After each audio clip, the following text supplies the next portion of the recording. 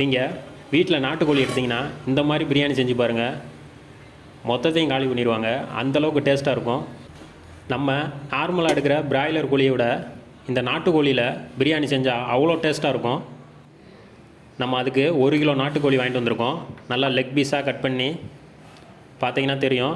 நல்லா ஒரு 40 கிராம் இருக்கிற மாதிரி இருக்கும் ஒரு பீஸு. நல்லா 1 கிலோ கறி எடுத்து வந்திருக்கோம்.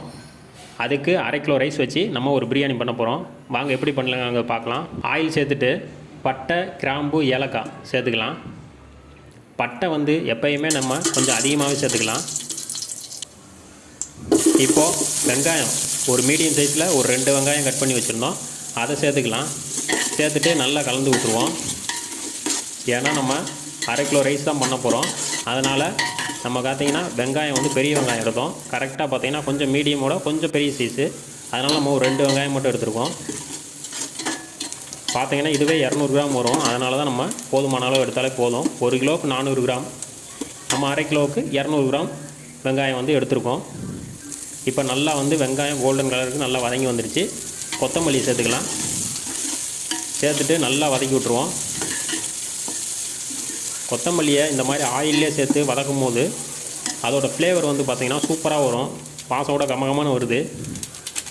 இப்போது மிளகாய் பொடி சேர்த்துக்கலாம். மிளகாய் பொடியை வந்து ஆயிலில் நம்ம சேர்க்கும் போது அது நம்மளுக்கு வந்து பிரியாணி வந்து நல்லா கலர் எடுத்து கொடுக்கும்.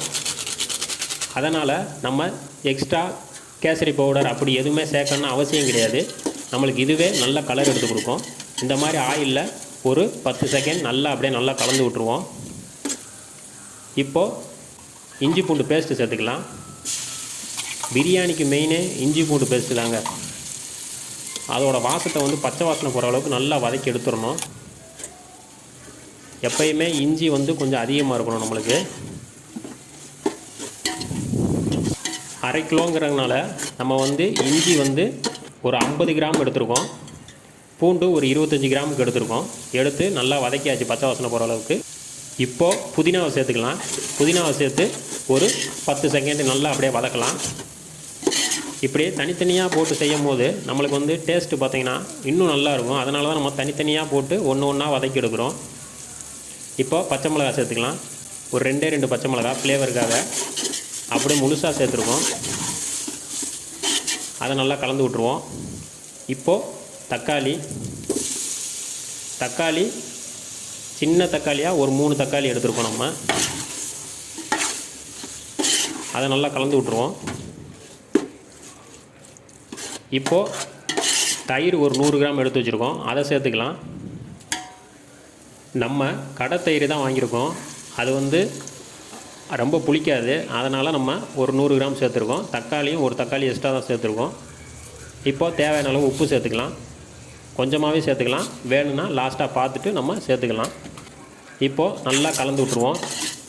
தக்காளி நல்லா வதங்கி வரணுங்க. அதுக்கு நம்ம கிட்டத்தட்ட ஒரு 5-6 நிமிஷமாவது நல்லா வதக்கணும்.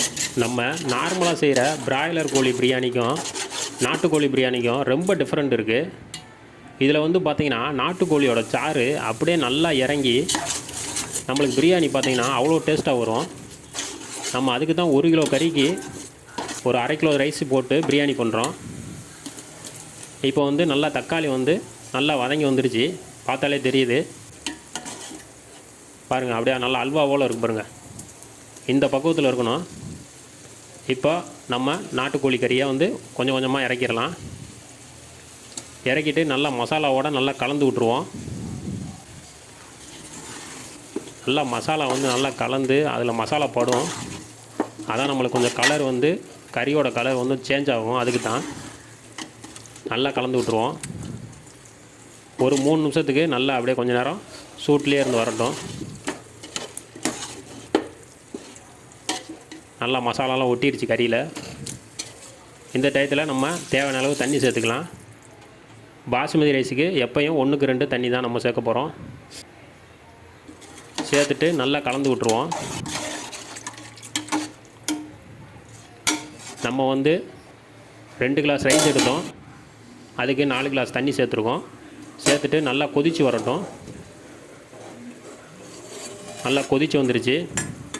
இந்த டயத்தில் நல்லா கலந்து விட்டுட்டு ஒரு 15 நிமிஷத்துக்கு அப்படியே மூடி வச்சிடலாம். தட்டு போட்டு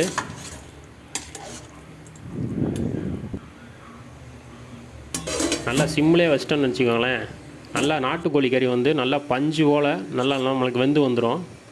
கரெக்டாக ஒரு 15 நிமிஷம் அப்படியே சிம்லேயே வச்சு இப்போ நம்ம திறந்து பார்க்கலாம்.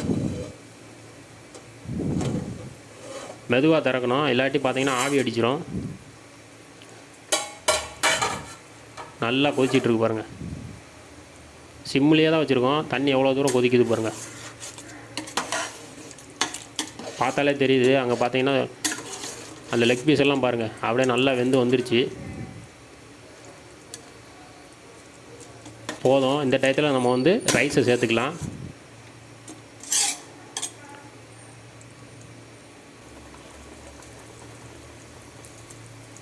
ரைஸை சேர்த்து மெதுவாக கிண்டணும். வேகமாக கிண்டனோம்னா பாஸ்மதி ரைஸு உடஞ்சிரும். அதனால் நம்ம வந்து மெதுவாக கிண்டணும். நம்ம பாஸ்மதி ரைஸை வந்து கரெக்டாக பார்த்தீங்கன்னா ஒரு அரை மணி நேரத்துக்கு முன்னாடி ஊற போட்டாச்சு. மெதுவாக கிண்டி விடணும். அவ்வளோதாங்க. இப்போ தட்டு போட்டு மூடிடலாம். நல்லா கொதித்து வரட்டும். ஹை ஃப்ளேமில் வச்சிடலாம். போதும். இப்போ ஒரு 2 நிமிஷம் ஆச்சு. திறந்து பார்க்கலாம். நல்லா கொதிச்சிட்டு பாருங்க. இப்போ மறுபடியும் லைட்டாக கிண்டி விடுவோம். தண்ணி வந்து ரைஸுக்கு ஈக்குவலாக வரட்டும். அதுக்கப்புறம் நம்ம தம் போடலாம். அது வரைக்கும் மெதுவாக இந்த மாதிரி கிண்டிக்கிட்டே இருப்போம்.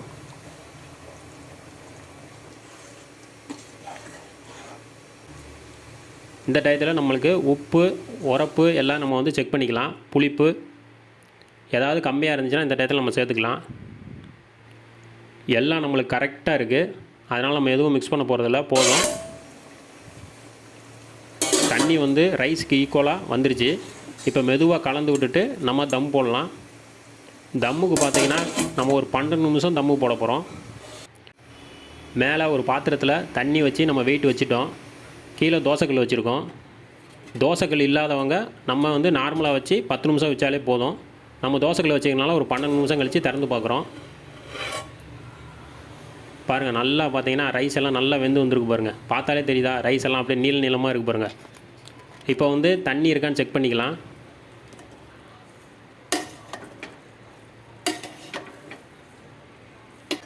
தண்ணி சுத்தமாக இல்லை. மெதுவாக அப்படியே லைட்டாக மேலே இருக்க மட்டும் அப்படியே கலந்து விடுவோம். அதுக்கப்புறம் ஒரு 15 நிமிஷம் கழித்து நம்ம சர்வ் பண்ணால் ரைஸ் எல்லாம் நல்லா நீள நீளமாக இருக்கும், உடையாது. ஏன்னா நம்மளுக்கு வந்து பிரியாணி செட் ஆகணும். அதுக்கு தான் எடுத்த உடனே நல்லா கிண்டி விட்டோம்னா பார்த்தீங்கன்னா ரைஸ் எல்லாம் உடஞ்சிரும். அதுக்கு தான் கறியெல்லாம் பார்த்தீங்கன்னா தெரியும் எப்படி நல்லா பார்த்தீங்கன்னா மசாலா பிடிச்சி வந்திருக்குன்னு. பாருங்கள் ரைஸ் எல்லாம் எவ்வளோ நீள நீளமாக இருக்குன்னு. சூப்பராக வந்திருக்கு பிரியாணி. டேஸ்ட்டு பார்த்தீங்கன்னா அவ்வளோ சூப்பராக இருக்கும். நாட்டுக்கோழி பிரியாணி மட்டன் பிரியாணிக்கு ஈக்குவலாக இருக்குங்க இந்த நாட்டுக்கோழி பிரியாணி. இப்படியெல்லாம் செஞ்சு கொடுத்தோம்னா யாருமே கடைக்கு போய் சாப்பிடவே மாட்டாங்க. எனக்கு வீட்டில் செஞ்சு கொடுத்தான் கேட்பாங்க. ஏன்னா அவ்வளோ டேஸ்ட்டாக இருக்கும் இந்த பிரியாணி.